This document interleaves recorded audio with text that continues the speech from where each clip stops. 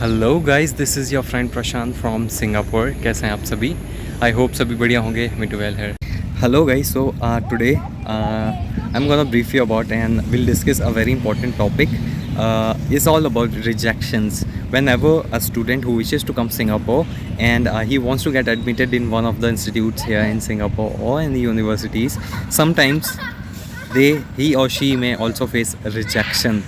जी हाँ, सो काफ़ी सारे मुझे कमेंट्स आए थे ऑन सम प्रीवियस वीडियोस कि आप हमें रिजेक्शन के बारे में बताइए, रिजेक्शन के ऊपर वीडियोस बनाइए कि अगर किसी स्टूडेंट ने अप्लाई किया था और उसको रिजेक्शन आ गया है तो अब उसे क्या करना पड़ेगा, रिजेक्शन कैसे आया, रिजेक्शन क्यों आता है, इसका क्राइटेरिया क्या है, कैसे रिजेक्शन से बचा जा सकता है, और अगर रिजेक्शन आ गया तो अब हमें क्या करना चाहिए.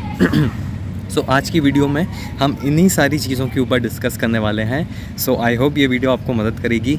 Also before starting the video let me remind you, like if you are new in this channel, that please make sure that you subscribe the channel, like the video and comment कि आप next video में क्या जानना चाहते हैं. तो हम start करते हैं कि रिजेक्शन क्या होती है. आपको पता है कि जो भी इंटरनेशनल स्टूडेंट्स इंडिया से या किसी भी कंट्री से किसी इंटरनेशनल कंट्री में जब अपनी प्रोसेस स्टार्ट करते हैं, अपनी एडमिशन प्रोसेस स्टार्ट करते हैं, वीज़ा फाइल लगवाना स्टार्ट करते हैं to get admitted in that particular country.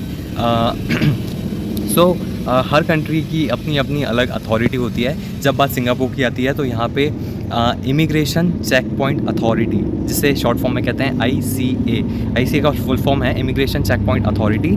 सो ये जो अथॉरिटी है ये काम करती है सिंगापुर के लिए फॉर ऑल द एडमिशन्स और कस्टम्स वगैरह, जो सारा इसी काम करता है. सो अब जब कभी भी कोई भी स्टूडेंट रिक्वेस्ट करता है एडमिशन के लिए सेल्फ या एजेंट के थ्रू, सबसे पहले उसके जो भी डॉक्यूमेंट्स और जो फाइल्स हैं वो पहुंचती हैं उस इंस्टीट्यूट में जहां उसने अप्लाई किया है एडमिशन के लिए.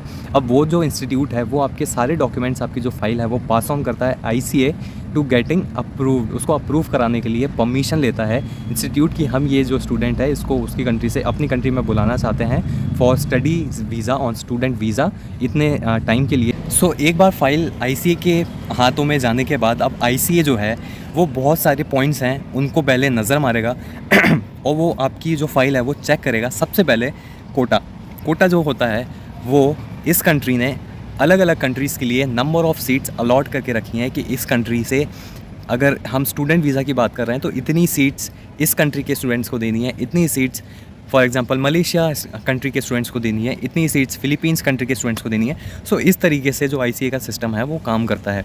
अब जो इंडियन स्टूडेंट्स हैं इंडिया कंट्री के लिए कुछ पर्टिकुलर नंबर ऑफ़ सीट्स होती हैं हर इंस्टीट्यूट्स में, हर कॉलेज में. सो ICA सबसे पहले चेक करेगा कि भाई कोटा अवेलेबल है, इस कॉलेज के पास कितनी सीट्स बची हैं इंडियन स्टूडेंट्स के लिए.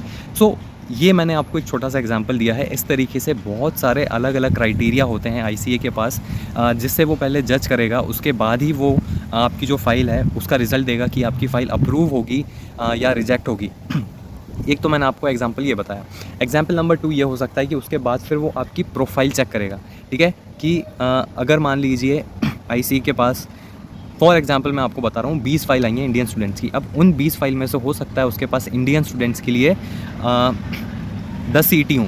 ठीक है, 20 फाइल हैं, 10 सीट हैं. अब ICA क्या करेगा, उन 20 फाइल में से वो देखेगा सबसे अच्छी प्रोफाइल के स्टूडेंट्स कौन हैं, किसके 10th-12th में सबसे ज़्यादा परसेंटेज हैं. ठीक है, किसके ज़्यादा परसेंटेज हैं, कौन से सब्जेक्ट में बंदा स्ट्रॉन्ग है, मैथ साइंस में कौन सी प्रोफाइल है जो ज़्यादा स्ट्रॉन्ग है, किस प्रोफाइल में उनको लग रहा है कि इसकी इंग्लिश ज़्यादा स्ट्रॉन्ग होगी, इंग्लिश मीडियम से हो आप, हिंदी मीडियम से हो. फिर इन सब चीज़ों पे जजमेंट भी होती है और उनमें जो बंदे शॉर्टलिस्ट होंगे उनका वीज़ा अप्रूव होगा और बाकी की फ़ाइल को फेस करना पड़ेगा रिजेक्शन. तो ये मैंने आपको एक छोटा सा एग्जांपल दिया है समझाने के लिए कि कैसे ICA जो है वो अप्रूवल या रिजेक्शन डिसाइड करती है. सो अभी तक आप लोगों को एक बात समझ में आ गई होगी कि आपने जो आपकी एप्लीकेशन लगाई है उसका अप्रूव होना या रिजेक्ट होना टोटली डिपेंड करता है ICA के ऊपर. इसमें आपकी कोई भी हेल्प नहीं कर सकता है, ना आपका एजेंट कर सकता है, ना आपका कॉलेज कर सकता है जिसमें आप एडमिशन ले रहे हैं. ये डिसीजन सिर्फ़ और सिर्फ ICA अथॉरिटी का ही होता है कि वो आपका वीज़ा अप्रूव करेगा या रिजेक्ट होगा. बहुत से लोगों का डाउट होता है कि भाई जैसे हमने फ़ाइल लगाई थी, हमारा रिजेक्शन आया है. अब हम ये जानना चाहते हैं कि हमारे रिजेक्शन का रीज़न क्या है, कि हमें रिजेक्शन क्यों मिली. सो इसका रीज़न आप नहीं जान सकते, कोई नहीं जान सकता, ना एजेंट जान सकता है, ना कॉलेज जान सकता है कि ICA ने आपकी फ़ाइल क्यों रिजेक्ट करी है. ये जानने का कोई तरीका नहीं है. क्योंकि जो रिजेक्शन लेटर आता है उसमें सिर्फ इतना लिखा रहता है कि वी आर सॉरी, और अभी हम आपको एडमिशन नहीं दे सकते हैं, ऐसा कुछ कुछ लाइंस होती हैं। तो इसका रीज़न जो है वो आप नहीं पता लगा सकते हैं, ये मेंशन नहीं होता है कहीं भी।